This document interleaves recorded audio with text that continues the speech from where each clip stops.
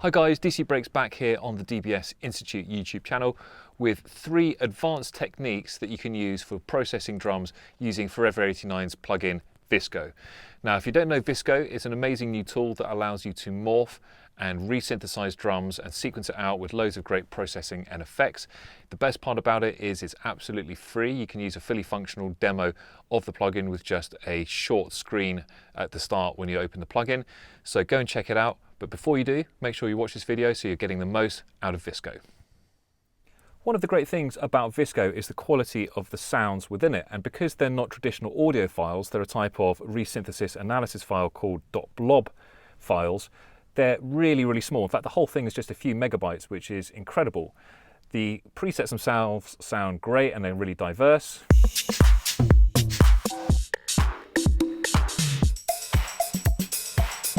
And it has this handy randomization feature, which allows you to randomize the sounds and the sequences as well. Let's try that out.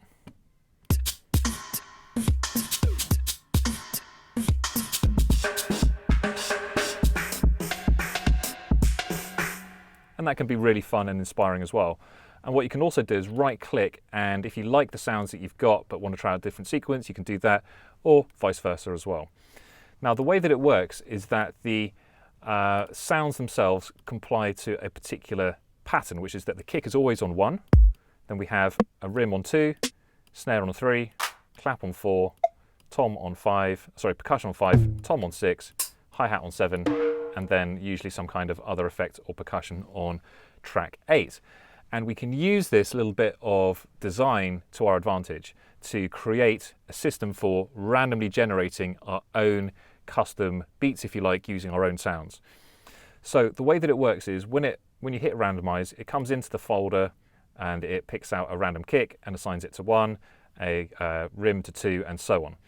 So if we come and show folder, we've got this Visco sounds folder, which is in the Forever 89 master folder. I'd advise you to make a copy of this folder, maybe just chuck a copy onto the desktop first before you edit it, but then come into each category, select all of the blob files, which again are tiny, and just delete those for each of the categories. Okay, and then what you can do, if you come back into Visco, is bulk import your own audio files. So I'm going to grab a bunch of kicks here, click and drag them onto here, just hit start, quick as a flash, it's imported all of my kicks. These coming back in are now in the user folder. So what you need to do is just come back into the folder view again and just move these into the relevant folder. Now here's one I made earlier. And as you can see now, it's got all of my individual blob files that are unique to my own sound, ones that I've made myself. So now when I hit randomize, and what I would say is also just to before you start, just go to the clean start one because it has no additional kind of processing on it at all as well. And then I can hit randomize and get sequences that are randomized but playing my own samples. So one of the reasons I do this is because although the sounds are great, they're not very good for drum and bass generally. And there are some good ones in there, but they're not my own sounds. And what I want to be able to do is to generate grooves using my own sounds suitable for drum and bass. So let's hear what it sounds like at 174.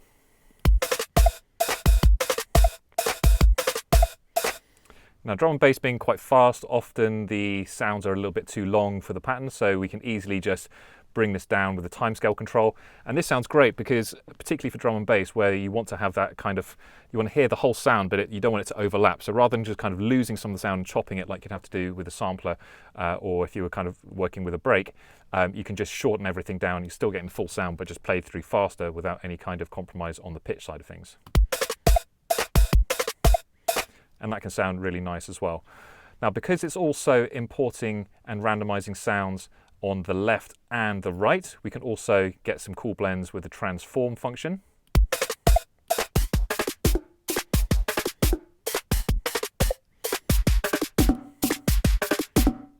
So loads of different variations there. Of course, we can play around with contrast and density to get different kind of tonal textures as well. That can sound really good in the extreme settings, quite robotic too.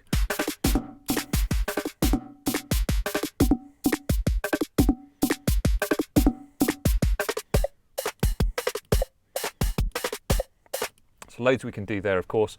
And again, we can come into the mix or add modulation, etc., etc. When we're happy with something, we can save that, So I'm going to save the preset, might even create a new little folder called D in B and start to build up a folder of patterns and presets that are appropriate and using my own sounds. So all of that's great. The other thing we can do as well, if we come to sequencer, is we can click and drag and export MIDI, so we can build up clips that way as well. And of course then we can experiment, hit randomize, generate new patterns using different sounds and different sequences as well. So overall, it's a super fast, really fun and inspiring way to efficiently and quickly make great sounding beats when you're working in the studio. Hey everyone, I hope you've been enjoying this tutorial. At DBS Institute, we provide degree level training to help you take your skills to the next level and start your career in music production. Head to the link to find out more.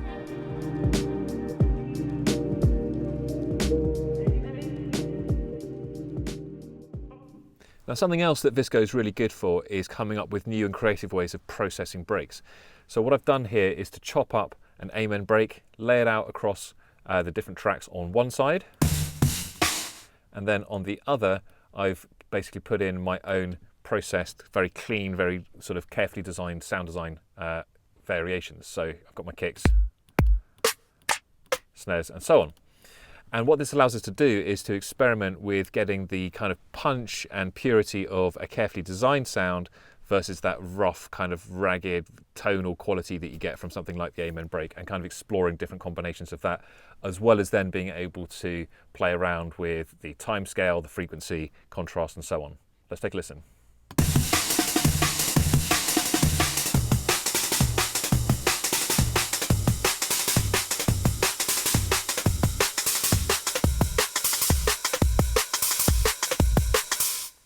That can be effective on a kind of global level, but also if you've got individual hits that you think maybe don't sound quite so good, like this cymbal also sounds a bit noisy, a bit kind of harsh almost, we can blend in something that's cleaner, like a 909, and still kind of have a little bit of the roughness, but also a bit of that cleanness. The frequency control works really well as well for kind of creating variations, and we can kind of make interesting kind of fills for our tracks doing that as well.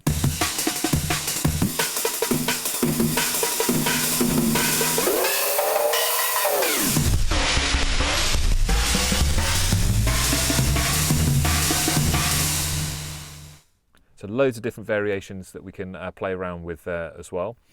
And the other thing that Visco is really strong on, it's got lots of different ways for injecting kind of groove into your beats as well. So that's one of the reasons why you might use a sampled break, but then if everything's sequenced out, it can kind of lose some of that kind of funk to it. So at the top here, we've got swing, loose time, and loose velocity controls, which allow us to kind of inject some swing and then also variations in time. Something else that's not immediately obvious as well is the ability to very subtly shift things off the grid just by clicking and dragging as well. So we can go ahead and apply some of those, maybe to help improve the flow a little bit.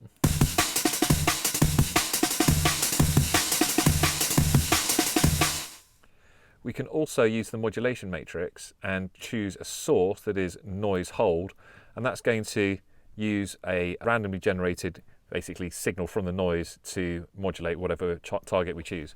So for example, if I have it set to track 8's contrast, so that's this symbol here, we can use this as a way to kind of add in some natural variation. So I'm just going to come back to the sequencer, pull all this back down to 0 so everything's just very kind of rigid and flat, and then use this as a way to kind of add in some variation.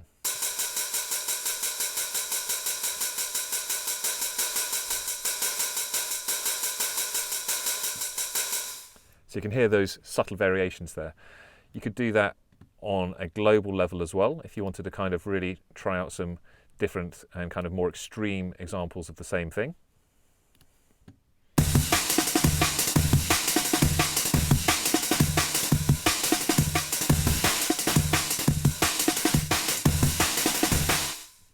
And you can also experiment with other things like the transform as well, or this global transform here, and modulating that, and that can create some interesting results too.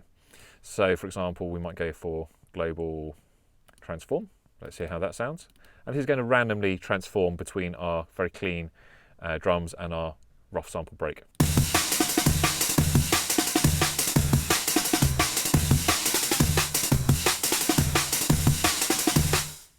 So that can be quite a cool way of injecting some randomness as well. You can of course take a much more deliberate approach if you want. So for example, you could have an envelope assigned to the global transform so that it takes like the transient almost of like one side and then pings back to play the sample on the other.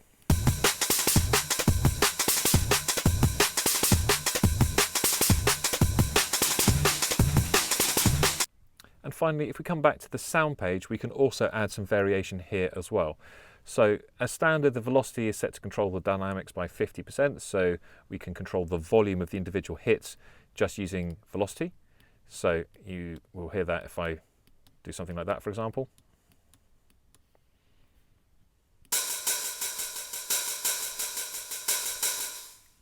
But if we turn the dynamics off, we can also use the velocity to control other things like the transform, for example. Now, because they're different pitches, it's kind of leaping around in pitch, so you might not do that, but you might have, for example, two of sort of slightly different variations of the same hi-hat to create like a round robin type of effect. You can also use it to control the time scale. So some sound shorter and some sound longer. That can be really effective for adding a bit of groove. Similarly, the contrast, you can use that to kind of change the timbre of each of the individual hits as well.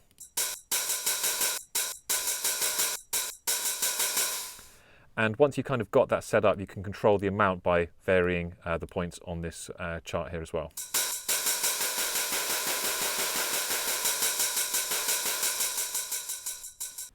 So as you can see, there's a huge amount of possibilities for both creative effects processing when you're using Visco in this way to process breaks, but then also for fine tuning, really drilling down into the details to make those breaks exactly how you want them, and also to process them in more unusual ways thanks to its ability to morph sounds in different dimensions.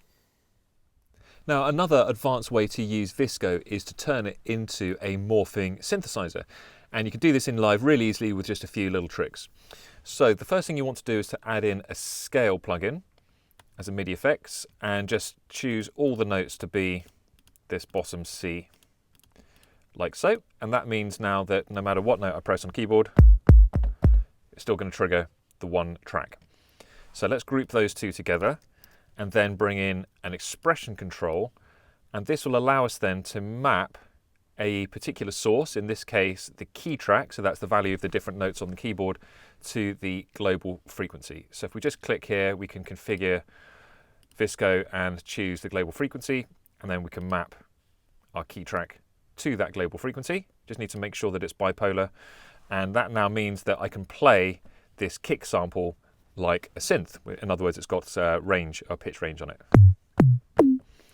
So you might want to make a track with some melodic drums, but I'm going to try now loading in some different sounds, and depending on the type of sounds you use, you might get a good result or perhaps not such good result. So for example, looking at guitar samples, if I take this guitar jazz mute sample from the live library, it's short and it's tonal, so it's probably going to work quite well. Let's bring it in. Here we go, here's our blob. Let's hear what it sounds like. If I just reset the frequency there, you can hear it sounds really, really similar. So by contrast, let's come over to our other source and let's put in like a chord. Let's put that in there, okay? Let's hear how that one sounds. Now, by comparison, that's a lot more.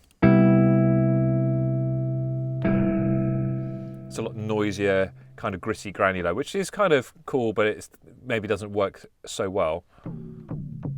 And you could blend those, but what you'll find is that longer samples will not really work with the way that Visco is designed in terms of resynthesizing drums.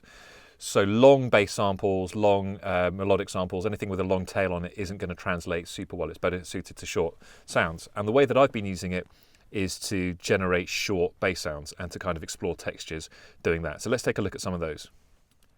Okay, so I've got some presets I've made here. Let's take a look firstly at this Womp Reese. So one of the reasons why you might want to do this is to be able to explore different combinations of sounds morphing together.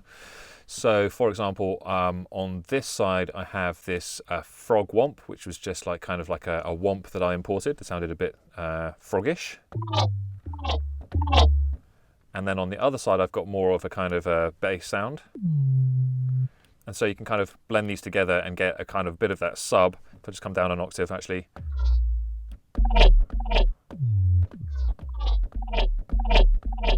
And that can kind of help fill out the low end as well.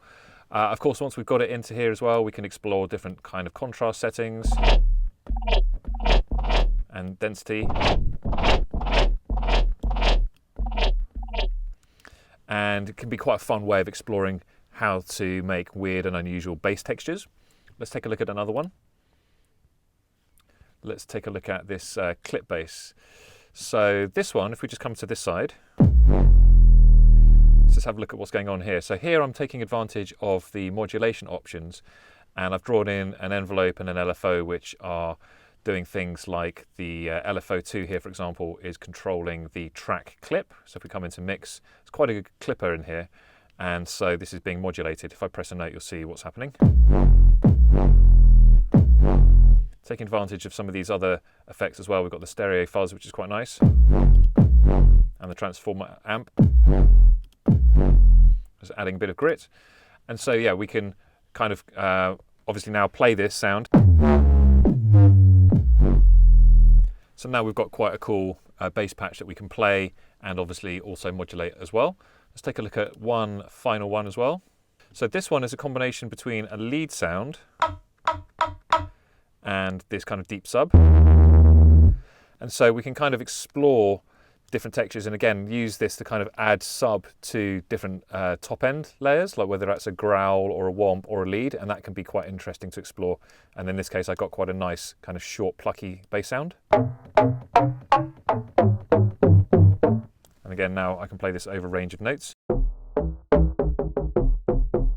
So there's lots of different things you can explore with this now that you're using Visco not as a drum resynthesis sequencer, but rather as a morphing synthesizer where you can morph between different blobs and really explore some really interesting and original textures that would be really difficult to do in almost any other way. So don't forget, if you want to check out Visco, you can get a fully functional demo for free right now. And if you want to try out some of the presets from this video, you can grab them in the link in the description below. Let me know what you think about these techniques in the comments. I'd love to hear how you guys are using Visco. And if you want to get more videos like this from us here at DBS Institute, please do hit that like and subscribe. But that's it for this video, and I'll see you guys in the next one.